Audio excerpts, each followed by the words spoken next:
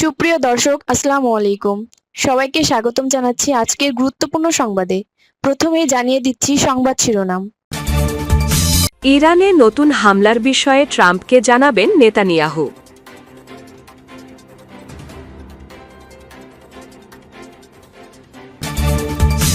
এদিকে ৭ অক্টোবর তদন্তের ঘোষণা, ইসরায়েল জুড়ে অসন্তোষ।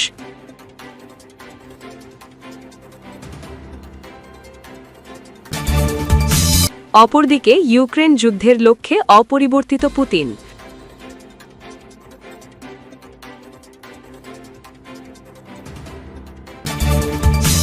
আরও থাকছে, প্রেম করছেন পুতিন, নতুন প্রেমিকাকে। এবং সবশেষে থাকছে, থাইল্যান্ড কম্বোডিয়াকে সংলাপের আহ্বান আনোয়ার ইব্রাহিমের। শুনছিলেন সংবাদ শিরোনাম, এখন বিস্তারিত। তার আগে ছোট্ট একটি আবেদন, যদি আপনি ন্যায় ও মানবতার পক্ষে থাকেন, লাইক দিন। গাজার শিশুদের ভালোবাসা দেখাতে চাইলে কমেন্টসে লিখে জানান গাজায় শান্তি চাই। আর সাবস্ক্রাইব করুন আমাদের চ্যানেলটি, কারণ আমরা বলি সেই কথা যা অনেক মিডিয়া আড়াল করে। এখন চলুন বিস্তারিত দেখা যাক। ইরানে নতুন হামলার বিষয়ে ট্রাম্পকে জানাবেন নেতানিয়াহু। ইরান তাদের ব্যালিস্টিক ক্ষেপণাস্ত্র কর্মসূচির উৎপাদন বাড়াচ্ছে, এ নিয়ে গভীর উদ্বেগ প্রকাশ করেছে ইসরায়েল। এই পরিস্থিতিতে ইরানে সম্ভাব্য নতুন সামরিক হামলার বিষয়টি যুক্তরাষ্ট্রের প্রেসিডেন্ট ডোনাল্ড ট্রাম্পকে জানানোর পরিকল্পনা করছেন ইসরায়েলের প্রধানমন্ত্রী বেঞ্জামিন নেতানিয়াহু। মার্কিন গণমাধ্যম এনবিসি নিউজের বরাতে রয়টার্স জানায়, চলতি বছরের মাঝামাঝি ইসরায়েলি হামলায় ক্ষতিগ্রস্ত হওয়ার পরও ইরান ক্ষেপণাস্ত্র উৎপাদন পুনরায় সম্প্রসারণ করছে বলে মনে করছে তেল আবিব। এনবিসির প্রতিবেদনে বলা হয়েছে, ইসরায়েলি কর্মকর্তারা ইরানের ব্যালিস্টিক ক্ষেপণাস্ত্র কারখানা পুনর্গঠন এবং ক্ষতিগ্রস্ত আকাশ প্রতিরক্ষা ব্যবস্থা মেরামতের চেষ্টাকে তাৎক্ষণিক হুমকি হিসাবে দেখছেন। একই সঙ্গে দেশটির পারমাণবিক সমৃদ্ধিকরণ কেন্দ্র পুনর্গঠনের বিষয়েও উদ্বেগ রয়েছে। সূত্রগুলো জানায়, ২৯ ডিসেম্বর ফ্লোরিডার মার এ লাগোতে ট্রাম্পের সঙ্গে বৈঠকে এসব উদ্বেগ তুলে ধরতে পারেন নেতানিয়াহু। তিনি ট্রাম্পকে বোঝাতে চাইবেন, ইরানের ক্ষেপণাস্ত্র কর্মসূচির সম্প্রসারণ শুধু ইসরায়েলের জন্য নয়, মধ্যপ্রাচ্যে যুক্তরাষ্ট্রের স্বার্থের জন্য ঝুঁকিপূর্ণ। এই প্রেক্ষাপটে ইরানের বিরুদ্ধে নতুন কোনো সামরিক পদক্ষেপ নেওয়া হলে যুক্তরাষ্ট্রের অংশগ্রহণ বা সহযোগিতার সম্ভাবনাও আলোচনায় আনতে পারেন নেতানিয়াহু বলে প্রতিবেদনে উল্লেখ করা হয়েছে। এদিকে ৭ অক্টোবর তদন্তের ঘোষণা, ইসরায়েল জুড়ে অসন্তোষ।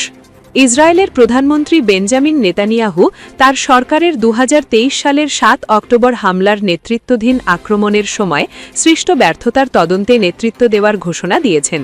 তবে তার এই সিদ্ধান্ত দেশজুড়ে কঠোর সমালোচনার সৃষ্টি করেছে। হামলার পর থেকেই একটি স্বাধীন রাষ্ট্রীয় তদন্তের দাবি উচ্চস্বরে উঠেছে। সেনা কর্মকর্তা, নিহত বা বন্দী হওয়া ব্যক্তিদের পরিবার এবং সাধারণ জনগণও সরকারের দায়মুক্তি নিশ্চিত করতে একটি কার্যকর তদন্তের পক্ষে। তবে এই পর্যন্ত নেতানিয়াহু যে কোনো সরকারি ব্যর্থতার ওপর আনুষ্ঠানিক তদন্ত এড়াতে সচেষ্ট ছিলেন। তিনি বলেছিলেন, গাজার ওপর পরিচালিত গণহত্যামূলক যুদ্ধ পরিচালনার জন্য সময় অতীব জরুরি। এই যুদ্ধে অক্টোবর ২০২৩ থেকে ৭০,০০০-এরও বেশি মানুষ নিহত হয়েছে। বৃহস্পতিবার প্রধানমন্ত্রী কার্যালয় জানিয়েছে, নেতানিয়াহু পরিচালনার বিষয়ে যেখানে তিনি নিজেই নেতৃত্ব দেবেন বলে তার পরিকল্পনার কথা জানানো হয়েছে। পার্লামেন্ট স্পিকার আমির ওহানা, যিনি নেতানিয়াহুর ঘনিষ্ঠ সহযোগী, কমিটির সদস্য নির্বাচনে গুরুত্বপূর্ণ ভূমিকা পালন করবেন। পরিকল্পনা অনুযায়ী ৬ জন সদস্যের কমিটি গঠিত হবে এবং এর মধ্যে থেকে একজন সভাপতি নির্বাচিত হবেন। সরকার বলেছে, প্রথমে ৬ জন সদস্যের সকল নিয়োগে পার্টি অতিক্রম সমর্থন নেওয়া হবে। তবে বিরোধীরা যদি বয়কট করেন তাহলে ওহানা তাদের প্রতিনিধি মনোনয়ন করার ক্ষমতা রাখবেন। তদন্তের স্কোপ নির্ধারণের জন্য মন্ত্রিস্তরীয় টিম সোমবার পশ্চিম জেরুজালেমে বৈঠক করবে। ঠিক সেই দিন নেতানিয়াহু তেল আবিবের দীর্ঘমেয়াদী দুর্নীতি মামলায় সাক্ষ্য দেওয়ার জন্য আদালতে উপস্থিত হবেন। কেন স্বাধীন তদন্ত হবে না? অক্টোবরে ইসরায়েলের ন্যাশনাল সিকিউরিটি স্টাডিজের ইনস্টিটিউটের একটি জরিপে দেখা গেছে, ৪ ইসরায়েলির মধ্যে ৩ জন স্বাধীন রাষ্ট্রীয় তদন্তের পক্ষে। সেনা কর্মকর্তা এবং অক্টোবর ৭-এর হামলার সময় নিহত বা বন্দী হওয়া ব্যক্তিদের পরিবারের মধ্যে আবেগ বিশেষভাবে প্রবল। কিছু পরিবার, যারা নেতানিয়াহুর জোড়াথাক চলাকালীন আদালতে স্বাধীন তদন্তের দাবির প্ল্যাকার্ড দেখিয়েছিলেন, তাদেরকে অভিযুক্ত করা হলেও তারা স্পষ্টতই তা অস্বীকার করেছেন। সেনা ও প্রতিরক্ষা ক্ষেত্রে উচ্চপদস্থ ব্যক্তিরা এবং আক্রান্ত পরিবারের সদস্যরা বারবার স্বাধীন রাষ্ট্রীয় তদন্তের আহ্বান জানিয়েছেন। সম্প্রতি ২২ জন পূর্বতন বন্দী এবং তাদের পরিবার একটি খোলা চিঠিতে দাবি করেছেন রাষ্ট্রীয় তদন্ত না হলে সরকারকে পদত্যাগ করতে হবে। তবে নেতানিয়াহু এবং তার কোটেশনের সরকার বারবার বলেন সুপ্রিম কোর্টের বিচারকের নেতৃত্বে তদন্ত নিরপেক্ষ হবে না। রাজনৈতিক প্রতিক্রিয়া। কোয়ালিশনের বাইরে প্রায় সকলেই ক্রুদ্ধ। ডেমোক্র্যাট দলের নেতা ইয়াইর গোলান লিখেছেন, এটি কেবল স্বার্থ সংঘাত নয়, এটি আইনকে আড়াল করে সংগঠিত অপরাধ। ইতিহাসের সবচেয়ে বড় বিপর্যয়ের জন্য দায়ী ব্যক্তি উত্তর খুঁজছেন না, অ্যালিবি খুঁজছেন। ইসরায়েল বেতেনুর নেতা আভিগদর লিবারম্যানও রাষ্ট্রীয় তদন্তের পক্ষে অবস্থান নিয়েছেন। ব্লু অ্যান্ড হোয়াইট দলের নেতা বেনি গান্স সোমবার পার্লামেন্টের স্টেট কন্ট্রোল কমিটিকে আহ্বান করবেন সরকারকে রাষ্ট্রীয় তদন্ত কমিশন স্থাপনের জন্য। অক্টোবর ৭-এর নিহতদের পরিবার। অক্টোবর কাউন্সিলের একটি বিবৃতিতে বলা হয়েছে, যাদের ওপর তদন্ত হবে তারা তদন্ত ব্যাহত করতে বা সত্য লুকাতে পারবেন না। আমরা তা সহ্য করব না। আপনি আমাদের এবং আমাদের প্রিয়জনদের স্মৃতির বিরুদ্ধে যুদ্ধ ঘোষণা করেছেন। পূর্ববর্তী তদন্ত। ফেব্রুয়ারিতে সেনাবাহিনী তার অক্টোবর ৭ হামলার প্রাক এবং সময়কালের ব্যর্থতা স্বীকার করেছে। নতুন প্রধান ইয়াইর জামির দ্বারা নিযুক্ত বাহির প্যানেলও সেনার তদন্তকে অপর্যাপ্ত ঘোষণা করেছে। মার্চে শিন বেটো হামলার পূর্বে বেসামরিক সুরক্ষা ব্যর্থতা স্বীকার করেছে। এই ঘটনায় এখনও পর্যন্ত নেতানিয়াহু ব্যক্তিগত বা পরিচালনাগত দায় স্বীকার করেননি। অন্যদিকে ইউক্রেন যুদ্ধের লক্ষ্যে অপরিবর্তিত পুতিন। আমেরিকার গোয়েন্দা সংস্থাগুলো সতর্ক করেছে যে রাশিয়ার প্রেসিডেন্ট ভ্লাদিমির পুতিন তার ইউক্রেন দখল এবং সাবেক সোভিয়েত সাম্রাজ্যের কিছু অঞ্চলে প্রভাব পুনঃপ্রতিষ্ঠার লক্ষ্য থেকে বিচ্যুত হননি। ইউএস গোয়েন্দাদের সঙ্গে পরিচিত ৬টি সূত্রের বরাতে সংবাদ সংস্থা রয়টার্স জানিয়েছে, এমনকি বিভিন্ন আলোচকরা যুদ্ধ শেষ করার প্রক্রিয়ায় থাকলেও পুতিন তার মূল লক্ষ্য পরিবর্তন করেননি। গোয়েন্দা প্রতিবেদনের এই চিত্র আলাদাভাবে প্রকাশ করে যে মার্কিন প্রেসিডেন্ট ডোনাল্ড ট্রাম্প এবং তার ইউক্রেন শান্তি আলোচকদের দাবি, যারা বলেছিলেন পুতিন যুদ্ধ শেষ করতে চায়, তা এই গোয়েন্দা তথ্যের সঙ্গে বিরোধ সৃষ্টি করে, যেখানে তিনি ইউরোপের জন্য কোনো হুমকি নয় বলে দাবি করেছিলেন। যুদ্ধের শুরু থেকেই মার্কিন গোয়েন্দা সংস্থাগুলো ধারাবাহিকভাবে এই তথ্য তুলে ধরছে যে পুতিন সব ইউক্রেন এবং সাবেক সোভিয়েত ব্লক দেশের, এমনকি ন্যাটোর সদস্যদেরও কিছু অঞ্চল দখল করতে চায়। হাউস ইন্টেলিজেন্স কমিটির ডেমোক্র্যাট সদস্য মাইক কুইগলি বলেছেন, গোয়েন্দা তথ্য সবসময় বলেছে পুতিন আরও চাইছে। ইউরোপীয়রা এতে নিশ্চিত, পোল্যান্ড নিশ্চিত, বাল্টিক দেশগুলো প্রথম লক্ষ্য মনে করছে। বর্তমানে রাশিয়া ইউক্রেনের প্রায় ২০% অঞ্চল নিয়ন্ত্রণ করছে, যার মধ্যে রয়েছে লুহানস্ক ও দোনেস্ক প্রদেশের বেশিরভাগ অংশ, যা দোনবাসের শিল্পকেন্দ্র, জাপোরিজজা ও খেরসন প্রদেশের কিছু অংশ এবং ক্রিমিয়ার ব্ল্যাক সি উপদ্বীপ। পুতিন ক্রিমিয়া এবং 4টি প্রদেশই রাশিয়ার দাবি করছে। ট্রাম্প প্রেসিডেন্ট জেলেনস্কিকে চাপ দিচ্ছেন যে দোনেস্কের ছোট অংশ থেকে ইউক্রেনীয় বাহিনী প্রত্যাহার করুক, তবে জেলেনস্কি ও অধিকাংশ ইউক্রেনীয়রা এটি প্রত্যাখ্যান করেছেন। সাদা বাড়ির এক কর্মকর্তা বলেছে, প্রেসিডেন্টের দল যুদ্ধ শেষ করতে ব্যাপক অগ্রগতি করেছে এবং ট্রাম্প বলেছেন শান্তি চুক্তি অতীতের চেয়ে কাছাকাছি। জাতীয় গোয়েন্দা পরিচালক তুলসী গাব্বার্ড এক্সে এক পোস্টে বলেছেন, রাশিয়া ইউরোপের সঙ্গে বড় যুদ্ধ এড়াতে চায় এবং ইউক্রেনে রাশিয়ার সামরিক কার্যকারিতা দেখায় যে তারা বর্তমানে সমস্ত ইউক্রেন দখল করার, এমনকি ইউরোপে যাওয়ার ক্ষমতা রাখে। সুরক্ষা নিশ্চয়তার অগ্রগতি। ট্রাম্পের পুত্রবধূ জেরার্ড কুশনার এবং রিয়েল এস্টেট ব্যবসায়ী স্টিভ উইটকফ সম্প্রতি ইউক্রেন, রাশিয়া ও ইউরোপীয় কর্মকর্তাদের সঙ্গে ২০ পয়েন্টের শান্তি পরিকল্পনা নিয়ে আলোচনায় অগ্রগতি করেছেন। যুক্তরাষ্ট্র, ইউক্রেন এবং ইউরোপীয় আলোচকরা বার্লিনে সোমবার আলোচনা করে ইউক্রেনের ভবিষ্যৎ রাশিয়ার আগ্রাসন থেকে রক্ষা করার জন্য শক্তিশালী নিরাপত্তা নিশ্চয়তার ব্যাপক সমঝোতায় পৌঁছেছেন। কিছু সূত্র বলেছে, এই নিশ্চয়তায় জেলেনস্কির রাশিয়াকে অঞ্চল হস্তান্তরের সিদ্ধান্তের উপর নির্ভর করবে। তবে অন্য কূটনীতিকরা বলেছেন, জেলেনস্কি ইতোমধ্যে কোনো এলাকা হস্তান্তর করতে অস্বীকার করেছেন। নিরাপত্তা প্যাকেজে ইউরোপীয় সেনাবাহিনী আংশিকভাবে ইউক্রেন ও প্রতিবেশী দেশে মোতায়েন করা হবে। সূত্ররা বলছে, ইউক্রেনের সামরিক বাহিনী সর্বাধিক ৮ লাখে সীমাবদ্ধ থাকবে, তবে রাশিয়া কম সীমার দাবি করছে, যা মার্কিন কর্মকর্তারা বিবেচনা করছেন। সুবিশাল মার্কিন সমর্থন সহ গোয়েন্দা তথ্য প্রদানের পরিকল্পনা করা হয়েছে এবং এটি সেনেটে অনুমোদিত হবে। এছাড়াও পরিকল্পনায় ইউক্রেনের আকাশে মার্কিন সমর্থিত বিমান বাহিনীর রোল থাকবে। জেলেনস্কি বৃহস্পতিবার সতর্ক মন্তব্য করেছেন, এটি কি করবে তার ব্যাখ্যা এখনো পায়নি।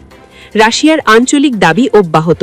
শুক্রবার পুতিন কোনো ছাড় দেয়নি, যদিও তিনি শান্তি আলোচনার জন্য প্রস্তুতি প্রকাশ করেছেন। তিনি বলেছেন তার শর্তগুলি পূরণ হতে হবে, কারণ তার বাহিনী এবছর ৬,০০০ বর্গ কিলোমিটার অগ্রসর হয়েছে। কিছু মার্কিন কর্মকর্তা স্বীকার করেছেন পুতিন তার প্রাথমিক লক্ষ্য কমাতে রাজি নাও হতে পারেন। মার্কিন পররাষ্ট্রমন্ত্রী মার্কো রুবিও বলেছেন, আমি জানি না পুতিন চুক্তি করতে চায় নাকি পুরো দেশ দখল করতে চায়। তারা যুদ্ধ শুরুতে যা অর্জন করতে চেয়েছিল তা তারা এখনো অর্জন করেনি। আরও থাকছে, প্রেম করছেন পুতিন, নতুন প্রেমিকা কে? রাশিয়ার প্রেসিডেন্ট ভ্লাদিমির পুতিন প্রকাশ্যে স্বীকার করেছেন তিনি প্রেম করছেন, তবে সেই প্রেমিকার পরিচয় বা সম্পর্কের কোনো বিস্তারিত তথ্য জানাতে অস্বীকৃতি জানিয়েছেন তিনি। বছরের শেষ প্রান্তিকে মস্কোতে আয়োজিত রুশ প্রেসিডেন্টের বার্ষিক সংবাদ সম্মেলন ও প্রশ্নোত্তর পর্বে এক সাংবাদিকের প্রশ্নের জবাবে একথা বলেন রুশ প্রেসিডেন্ট, যাকে ঘিরে দেশ বিদেশে নতুন করে আলোচনা শুরু হয়েছে।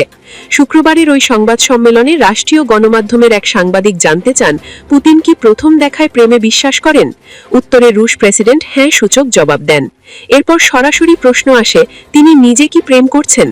এই প্রশ্নে সংক্ষিপ্ত কিন্তু স্পষ্টভাবে পুতিন বলেন, হ্যাঁ, তবে কার সঙ্গে প্রেম করছেন বা কাকে ঘিরে তার এই অনুভূতি সে বিষয়ে আর কোনো ব্যাখ্যা দেননি তিনি।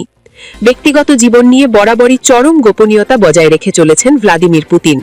সাবেক স্ত্রী লিউডমিলা পুতিনার সঙ্গে ২০১৪ সালে বিচ্ছেদের পর তার পারিবারিক জীবন নিয়ে প্রকাশ্যে খুব কমই কথা বলেছেন তিনি। তবে দীর্ঘদিন ধরেই রুশ গণমাধ্যম ও অনুসন্ধানী প্রতিবেদনে অলিম্পিক স্বর্ণজয়ী ছন্দময় জিমন্যাস্ট আলিনা কাবায়েভার সঙ্গে তার গোপন সম্পর্কের কথা উঠে আসছে। ধারণা করা হয় কাবায়েভার সঙ্গে পুতিনের সম্পর্ক প্রায় ১৮ বছরের পুরনো এবং তাদের দুটি সন্তান রয়েছে যারা ছদ্মনামে রাশিয়ার বিভিন্ন সুরক্ষিত স্থানে বসবাস করে। যদিও এসব তথ্য কখনোই আনুষ্ঠানিকভাবে স্বীকার করেননি পুতিন। এবারের সংবাদ সম্মেলনে প্রেমের বিষয়টি স্বীকার করাকে কেউ কেউ দেখছেন নিজের ভাবমূর্তি কিছুটা নরম ও মানবিক করার কৌশল হিসেবে। আবার অনেকে মনে করছেন দীর্ঘদিনের গোপনীয়তার পর হয়তো ব্যক্তিগত জীবনের কিছু দিক ধীরে ধীরে প্রকাশের ইঙ্গিত দিচ্ছেন এই ৭৩ বছর বয়সী রুশ নেতা।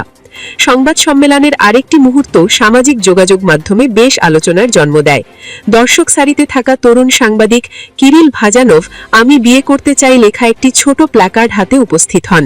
এই বিষয়টি পুতিনের নজরে পড়লে তিনি মুচকি হেসে বলেন, এই প্ল্যাকার্ডটি এড়িয়ে যাওয়া অসম্ভব, সে হয়তো অন্যদের চেয়ে ভিন্ন কিছু বলতে চায়।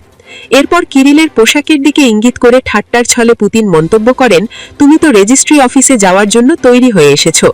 এই সুযোগে কিরিল ভাজানভ লাইভ সম্প্রচারে নিজের প্রেমিকাকে বিয়ের প্রস্তাব দেন। তিনি বলেন, জানেন যে এই মুহূর্তে তার প্রেমিকা অনুষ্ঠানটি দেখছেন এবং সরাসরি তাকে উদ্দেশ্য করে বলেন, ওলেচকা, তুমি কি আমাকে বিয়ে করবে? এমনকি নিজের সম্ভাব্য বিয়েতে রুশ প্রেসিডেন্টকে আমন্ত্রণ জানানোর কথাও বলেন তিনি। সংবাদ সম্মেলনের শেষ দিকে উপস্থাপক কিরিলকে সুখবর দেন তার প্রেমিকা বিয়ের প্রস্তাবে সম্মতি দিয়েছেন। পুরো ঘটনাটি সম্মেলনের আনুষ্ঠানিক রাজনৈতিক আলোচনার পাশাপাশি এক ধরনের মানবিক ও ব্যক্তিগত আবহ তৈরি করে। ইউক্রেন যুদ্ধ, পশ্চিম দেশগুলির সঙ্গে রাশিয়ার সম্পর্ক, অভ্যন্তরীণ রাজনীতি এসব গুরুতর ইস্যুর পাশাপাশি প্রেম ও ভালোবাসা নিয়ে খোলামেলা আলোচনা এবারের সংবাদ সম্মেলনকে ব্যতিক্রমী করে তোলে। তবে নিজের প্রেমের কথা স্বীকার করলেও ব্যক্তিগত জীবন নিয়ে আগের অবস্থানেই অনড় থাকেন ভ্লাদিমির পুতিন।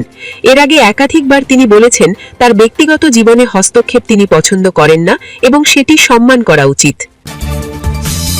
এবং শেষে থাকছে থাইল্যান্ড কম্বোডিয়াকে সংলাপের আহ্বান আনোয়ার ইব্রাহিমের। আসিয়ান অঞ্চলের শান্তি ও স্থিতিশীলতা রক্ষা করার জন্য কম্বোডিয়া ও থাইল্যান্ডকে সংলাপ, প্রজ্ঞা ও পারস্পরিক সম্মানের চেতনা বজায় রেখে উত্তেজনা প্রশমিত করার আহ্বান জানিয়েছেন মালয়েশিয়ার প্রধানমন্ত্রী দাতুক সেরি আনোয়ার ইব্রাহিম। নিজের ফেসবুক পোস্টে আনোয়ার ইব্রাহিম জানান, তিনি পৃথকভাবে ক্যাম্বোডিয়া ও থাইল্যান্ডের প্রধানমন্ত্রীর সঙ্গে টেলিফোনে কথা বলেছেন। এ সময় উভয় দেশের মধ্যে সৃষ্ট উত্তেজনা কমিয়ে আনার সর্বোত্তম পথ নিয়ে মতবিনিময় হয়। আনোয়ার ইব্রাহিম বলেন, আগামীকাল অনুষ্ঠিত হওয়া আসিয়ান পররাষ্ট্রমন্ত্রীদের বৈঠক দুই দেশের জন্য একটি উপযুক্ত এবং গঠনমূলক প্ল্যাটফর্ম হবে। এই বৈঠকে তারা উন্মুক্ত আলোচনার মাধ্যমে মতপার্থক্য নিরসন, শান্তিপূর্ণ সমাধান ও ন্যায়সঙ্গত ও স্থায়ী সমাধানের পথে এগিয়ে যাবে। এদিকে মালয়েশিয়ার পররাষ্ট্র মন্ত্রক উইসমা পুত্রা বিবৃতিতে জানিয়েছে, ক্যাম্বোডিয়া ও থাইল্যান্ডের সাম্প্রতিক পরিস্থিতি নিয়ে বিশেষ আসিয়ান পররাষ্ট্রমন্ত্রীদের বৈঠক আগামীকাল কুয়ালালামপুরে অনুষ্ঠিত হবে। এটি গত 11 ডিসেম্বর আনোয়ার ইব্রাহিম ও ক্যাম্বোডিয়া ও থাইল্যান্ডের প্রধানমন্ত্রীদের মধ্যে হওয়া সমঝোতার ধারাবাহিকতা। আসিয়ানের বর্তমান সভাপতি দেশ হিসেবে মালয়েশিয়া এই বৈঠকের সভাপতিত্ব করবে এবং এতে সভাপতিত্ব করবেন পররাষ্ট্রমন্ত্রী দাতুক সেরি মোহাম্মদ হাসান। এর আগে 17 ডিসেম্বর আনোয়ার ইব্রাহিম জানান, এই বৈঠকের মাধ্যমে আসিয়ান সম্মিলিতভাবে পরিস্থিতি পর্যালোচনা করবে, মাঠ পর্যায়ের বাস্তবতা নিরূপণ করবে এবং উভয় পক্ষকে সংঘর্ষ বন্ধ করায় রাজি করাতে উদ্যোগ জোরদার করবে। তিনি বলেন, তাৎক্ষণিক যুদ্ধবিরতি দিয়ে এই প্রচেষ্টা শুরু করার উপর গুরুত্ব দেওয়া হবে। প্রসঙ্গত, এবছরের জুলাইয়ে থাইল্যান্ড ও কম্বোডিয়ার সীমান্তে আবারও উত্তেজনা ছড়িয়ে পড়ে, যা কয়েকদিন ধরে সশস্ত্র সংঘর্ষে রূপ নেয়। পরে 28 জুলাই উভয় পক্ষ যুদ্ধবিরতিতে সম্মত হয়। এরপর 26 অক্টোবর কুয়ালালামপুরে অনুষ্ঠিত 47তম আসিয়ান শীর্ষ সম্মেলনের ফাঁকে দুই দেশ কুয়ালালামপুর শান্তি চুক্তি স্বাক্ষর করে। তবে সাম্প্রতিক সপ্তাহগুলিতে ফের সহিংসতা শুরু হয়েছে। এতে কয়েকজন নিহত হয়েছেন এবং হাজার মানুষ ঘরবাড়ি ছেড়ে পালাতে বাধ্য হয়েছেন।